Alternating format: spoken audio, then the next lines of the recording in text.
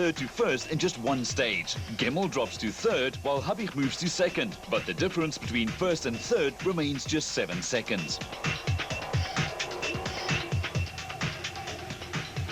Yeah, we had a good stage, a bit dusty, but obviously everyone had the dust, so we pushed quite hard and it seems to be a good time.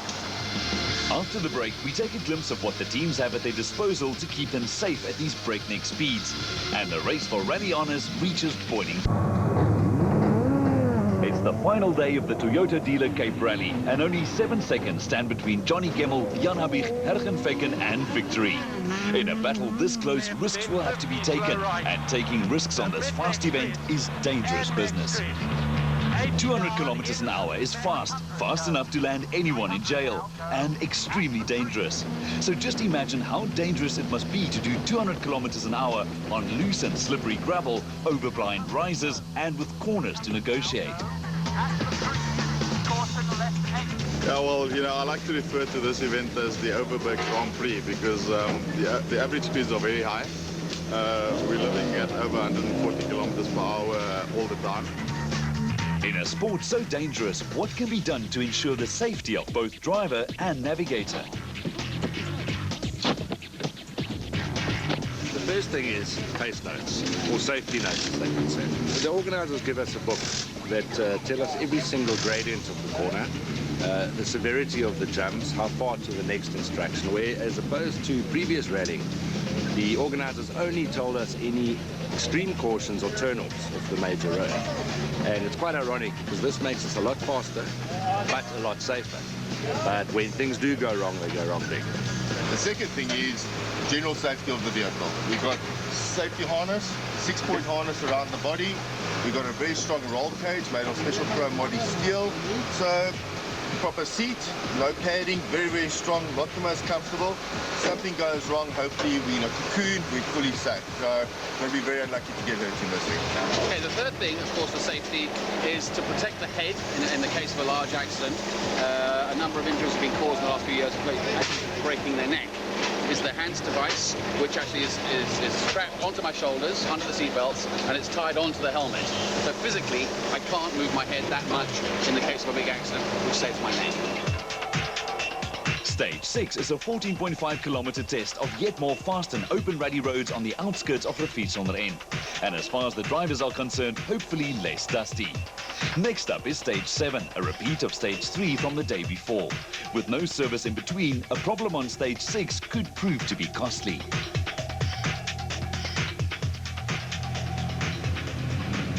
Visser Du Plessis and Gerard Snyman's exciting day in the Pertex Subaru continued on stages 6 and 7. The Pretoria driver was pushing hard from his first position on the road in an attempt to close the production car gap to Wilken. Sometimes perhaps a little too hard.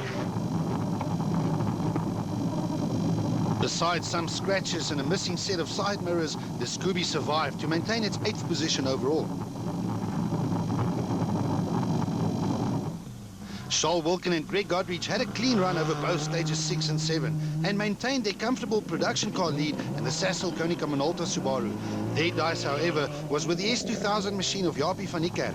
Wilken emerged from this loop of stages in 6th position overall, but more importantly, with a 17-second advantage over the chasing van Niekerk. Been having a good dice with Japie the whole day, but unfortunately the last 2 stages I seen the difference in work. Van Niekerk and Robin Houghton were still ahead of Wilken after stage 6, but a conservative time on stage 7 saw them slip in behind the production car. The BP Ultimate Polo of Enzo Keen and Guy Hodgson was still soldiering on with the 2006 champion driving as hard as always, but on this event it was only good enough to occupy 5th position at this late stage of the rally. A broken power steering pump didn't help either, and Keen found himself 19 seconds from the car in 4th position. No, we lost the power steering at the start of the stage, so we'll be battling today. After a steady run, that current 4th position belonged to the Castrol Toyota Auris of Mark Cronje and Robert Paisley. Cronje is used to higher placings on the leaderboard, but on the Toyota Dealer Cape Rally, the pressure was on him to finish. And with just 2 stages to go, he was on track to do just that. Turn left 9, no cut. Left 9, no cut. Early rally leaders Johnny Gemmel and Peter Marsh were still only seconds behind the overall lead and had everything to drive for. A win here would mean 2 wins in 2 events and a great championship points lead. But a broken shock absorber in stage 7 slowed the Castrol Toyota Auris down. Gemmell still ended stages 6 and 7, only 9 seconds from the overall lead. About 5Ks from the end, the right shock let go, so we lost a bit of time there, but our time wasn't bad. So still 2 stages to go and we can maybe give it a go. Going into the fast stage 6, Hergen Fecken and Pierre Aries were only 3 seconds ahead of BP Ultimate teammates Jan Habig and Douglas Judd. They may be teammates, but there is no love lost between these 2 rivals, and given half a chance, they both would grab every possible opportunity to fight for a win. Habig won stage 6, but more importantly, he took exactly 3 seconds from Fecken. So with just 3 stages to go, we have a tie at the top of the leaderboard. But Habig wasn't done yet. The multiple champion really opened up the taps in stage 7, again setting the fastest time, and again by 3 seconds. So in just 2 stages, a 3-second deficit became a 3-second lead. Yeah, I think it's going quite tough in the front. Johnny's going well, and Jürgen is also pushing very hard. So yeah, there's no margin for error whatsoever. So everyone's on the limit, I guess. 7 stages have come and gone, and the Toyota Dealer Cape Rally is still far from being decided, with teammates Habig and Fecken fighting tooth and nail at the top of the leaderboard. The difference is only 3 seconds, with Johnny Gemmell a further 6 seconds back. Further down the field, the individual class battles were just as fierce. Class A7 was now only a 2-horse race between overnight leaders Stefan Wilken and Greg Gericke in the Panhard Seeds Polo and the motorized Toyota Runnix of Evan Hutchison and Alvin Coetzee. The Polo and Runnix traded stage times on every stage, with only seconds separating the 2 throughout the day. It was one of Hutchison's best performances yet, but he was facing a 150-second penalty for taking extra time in service, allowing the young Wilken to not take any risks and to claim his 2nd consecutive Class A7 victory of the year. Yeah, we won the first one. We're going on the second one. Day 1 didn't start so well. We had a fair amount of problems, but we managed to open up a comfortable lead. Day 2, we went in with our lead. Evan managed to pick up a penalty. So we just consolidated our lead from there, and we brought it home in first place, which was the plan. And that makes it 2 in a row. So we're going for a hat-trick on the Saturday. Class A6 was, as always, an all-total Evolution Toyota affair. Mohamed Musa and Grant Martin had their fair share of niggles in the Auris, allowing first-round winners Rodney Versake and Caroline Swan to almost stay in touch during the early part of day 2. But in stage 6, the gearbox in Versake's Runnix cried enough. His demise left the door open for Capetonians Andy Haig-Smith and Stephen White to claim the final step of the class podium in their Team React Toyota Corolla. Class veteran and champion Craig Trott and Robbie Coetzee had a safe and steady run to maintain their 100% finishing record for the year.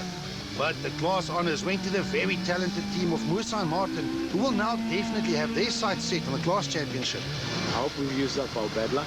We've had our fair share of bad luck. I think we deserve this one. In Class A5, for rapid little front-wheel drive City Golfs and Toyota Yaris's, 16-year-old youngster Ashley Haig-Smith and Hilton Orfrey held on to 3rd position for most of the day in their Team React Toyota Yaris. But on the final stage of the event, the young Capetonian got reeled in by the similar Total Evolution car of Vusi Mabanga and Sean Visser, who claimed the final step of the class podium after a steady run. Fans were once again treated to an epic fight between class rivals and BP Ultimate teammates Andre Kleinwerk and Des de Fortier and Gugu Zulu and Carl Peskin. The fight between these two will be one of the highlights to watch throughout the year, and as in Natal, it was Kleinwerk who set the initial pace, but as in Natal, it was Zulu who took the win. Kleinwerk had a relatively comfortable lead of 22 seconds going into the last stage, but a puncture that took him more than 2 minutes to repair also robbed him of victory, handing Zulu his 2nd victory of the year.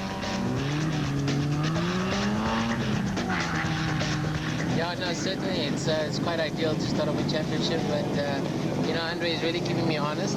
Today it's been a difference of 30 seconds throughout the whole day after we lost out on the first stage yesterday, but only on the last stage we were able to actually take it. After he had a problem, I think he had a flat tire, so it was very close. We were swapping seconds every single stage. Class N3 is for near standard production cars with engines up to 2 litres in capacity. It is also the playground for a host of Toyota Runnix RSIs. Duncan English and Rob Williams were 2nd in class going into day 2, but were forced to retire their Runnix in stage 6. The similar car of Abdu Rahman Amle and Yusuf Hanif was quick all day, finishing 2nd in class and a very respectable 16th overall. But for the second time this season, the class honours went to the Sasol Toyota Runnix of former track racer Dave Compton and Pierre Jordan. Compton was simply flying, bringing the car home in 13th overall, ahead of the faster Class A6 cars. Look at last year, it was a tough start for me when I just started with the rallying. So this year, taking 2 wins in the first 2 events, what better can you ask for? Stage 8 was a repeat of Stage 2 from the day before, but run in the opposite direction, while the by now infamous water splash stage would once again be called into action to play host to the final battle, but also in the opposite direction.